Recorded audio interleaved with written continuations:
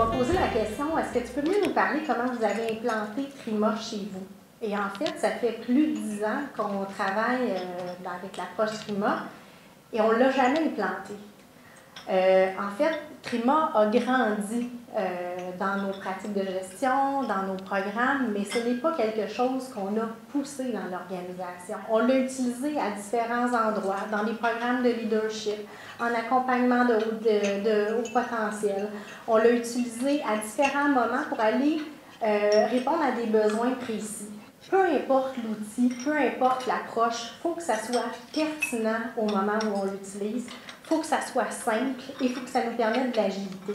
Et le Trima a rencontré ces critères-là et ça a permis de répondre à des besoins ponctuels qui ont vécu dans le temps.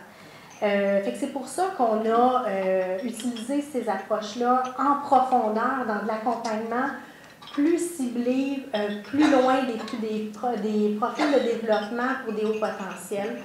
On l'utilise pour de l'éveil et pour de l'habilitation de gestion.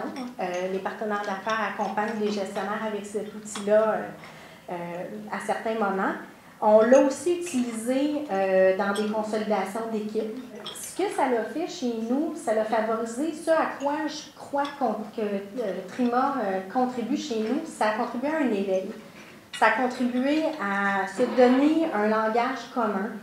Ça a contribué à être capable de nommer des choses et je suis convaincue que ça a contribué à avoir le courage de dire les choses avec des mots qui sont moins menaçants. Et pour ça, c'est pour ça que je suis convaincue que cette approche-là chez nous a été gagnante, sans la pousser, sans l'organiser, sans lui donner un cadre très précis.